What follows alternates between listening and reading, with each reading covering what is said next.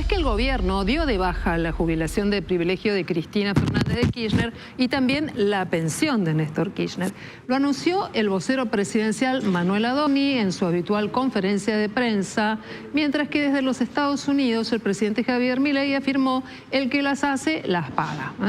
Vamos a hablar con el abogado previsionalista, el doctor Norberto Marcarián. Hola, doctor, buenas noches, un gusto saludarlo. ¿Cómo está usted?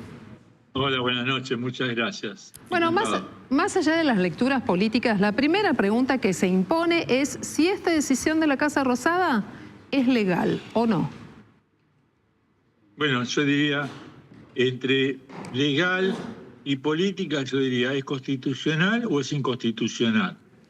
Ahí estaríamos mejor ubicados, y nosotros sabemos que este privilegio que es a otorgarle estas pensiones a los presidentes, a los vicepresidentes, que es una medida que se le otorga no porque hayan contribuido o pagado, como hacemos todos nosotros, un aporte previsional, sino que es una pensión no contributiva. Está contemplado en la ley 24.018.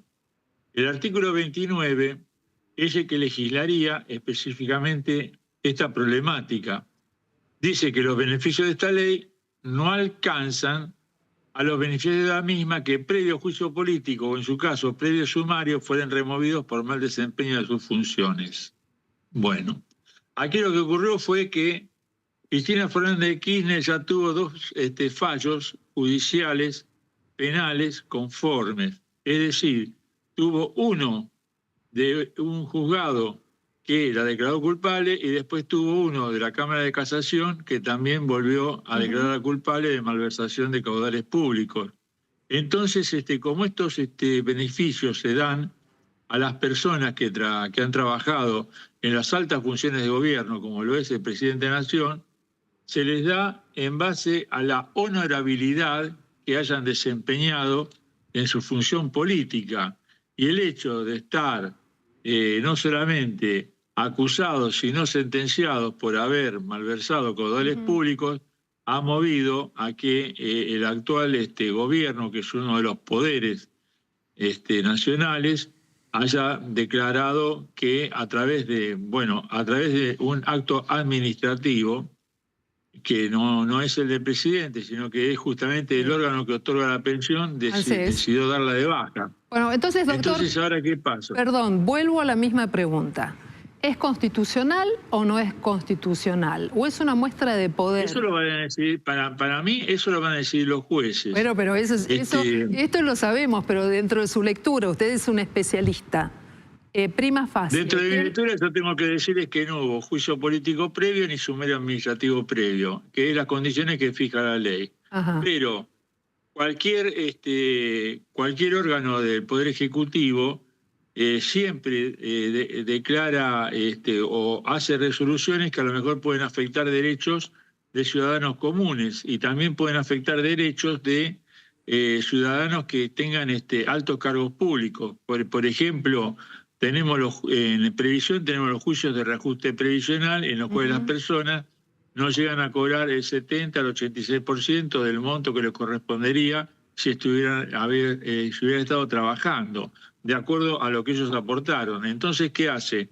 Los tribunales que deciden esto, que son los tribunales federales de la Seguridad Social, deciden generalmente, por varios fallos acordes que hubo en la Corte Suprema, que esas leyes y esas resoluciones administrativas fueron dictadas inconstitucionalmente, declara eso y entonces las personas pueden cobrar de acuerdo a esas prescripciones. Pero también pensemos que la Corte Suprema de Justicia, en el curso de toda su historia, a veces falla de una determinada manera, pero también siguiendo el movimiento de la sociedad argentina y el movimiento contemporáneo, puede cambiar el criterio. Entonces, lo que en ese momento dictaminó lo puede cambiar, ya sea por una nueva composición de la Corte Suprema o porque la misma Corte Suprema se renueva sus fallos y dicta fallos que a lo mejor son contrarios, doctor, a los que dio en ese momento, ¿verdad? Doctor, ¿qué tal? Buenas noches. Lo que le queda a la presidenta por hacer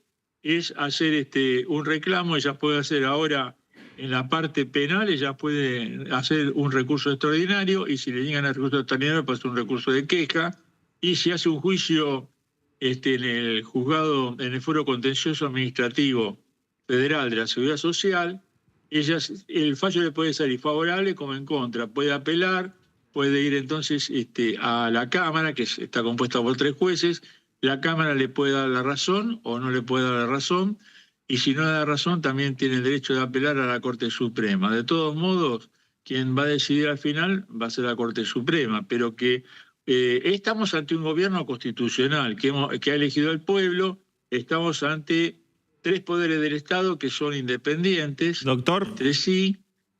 Doctor, ¿qué tal? Buenas noches. Una consulta. Volvamos hacia atrás, a la decisión administrativa de este gobierno de retirarle la pensión, la jubilación de privilegio y la pensión. ¿No sería más sólido desde lo legal intentar derogar la ley de los 90 que crea estas jubilaciones de privilegio? Pues parece ser un caso muy puntual que le aplican a Cristina, que puede ser obviamente discutido en tribunales, pero parece muy dirigido hacia ella la medida. No, porque ya en su momento se le aplicaron al juez Markevich, que había sido destituido por mal desempeño de las funciones públicas. Pero Cristina no fue destituida.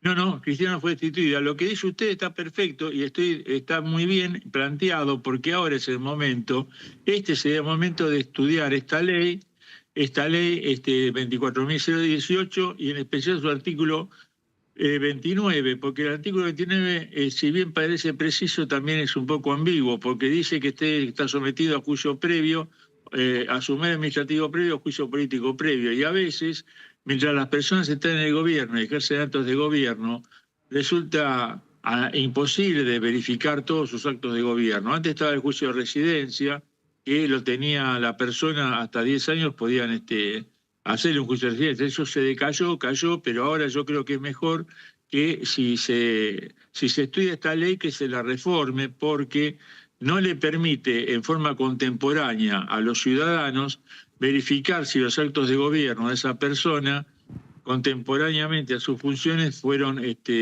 buenos, malos, constitucionales, inconstitucionales, corruptos o no corruptos. Entonces, si modificamos la ley, permitiría que a forma ulterior, después que se fueron de la función, en vez de hacer un juicio político o un sumario administrativo previo, que eso fuera, no sumario administrativo, porque el sumario administrativo se puede hacer mientras la persona está en funciones, después ya no hay potestad, pero sí un juicio político o algún tipo de sanción legal que estableciera una ley nueva, sería más cómodo, sería mejor, estaríamos todos a lo mejor un poco más conformes y más seguros. Claro, porque doctor, tiene razón usted. Fíjese usted qué cosa tan particular, ¿no? Yo hoy escuchaba comentarios, estaba trabajando sobre el tema, de distintos políticos que decían, el caso de Carlos Menem, el expresidente de la Nación, falleció siendo senador, pero había tenido condenas, 3 condenas. Horribles. Claro, y él tenía el ingreso como expresidente, una de ellas con el tráfico de armas incluso. Él seguía teniendo su salario como expresidente, como senador, y luego su viuda, la señora Zulema Yoma, continuó cobrando esa pensión por viudez. Y los políticos hoy decían... Hay un tema... ¿Qué pasa ahí? Hay un tema. ¿Cómo puede ser? Llegó hasta casación, tuvo condenas, 3 causas, condenado. ¿Cómo hay que leer esto para entenderlo? Claro, no hay una equivalencia, pero también estuve estudiando el tema. ¿Hay discrecionalidad? No creo que haya. Bueno, todos los actos públicos pueden adolecer de burocracia, de muchos factores que lo condicionan, ¿verdad? Yo con respecto a la pensión de la expresidenta estaba pensando lo siguiente.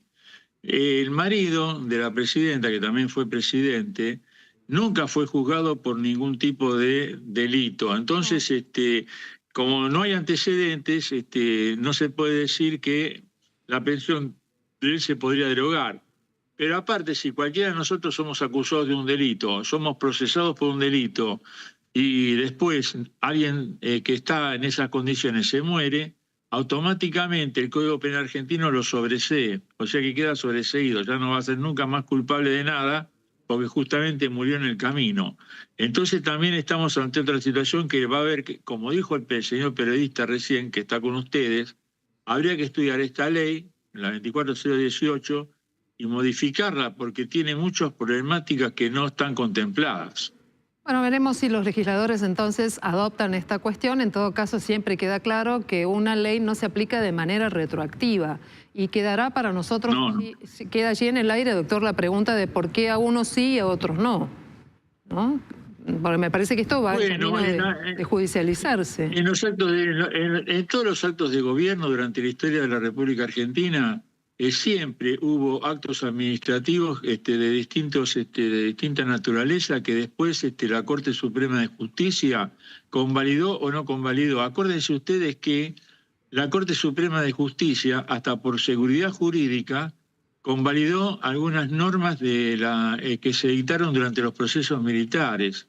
Así que entonces estamos ante una dualidad y ante una problemática complicada, porque si la Corte Suprema convalidó algunas normas de la época del proceso militar, porque ya podrían traer procesos, si se invalidaban, podrían haber traído consecuencias nefastas, porque ya se habían cumplido esas prescripciones, entonces nosotros vamos a necesitar realmente que o el Poder Legislativo reforme la ley o que la Corte Suprema de Justicia defina en un fallo que sea ejemplarizador cómo se resuelven estas cuestiones de una vez y para siempre. Claro, bueno, para tener previsibilidad. Doctor Norberto Marcarián, le agradecemos mucho esta mirada que usted nos da desde el punto de vista legal de la decisión adoptada hoy por el Gobierno Nacional. Gracias. A ustedes, muchas gracias, de corazón.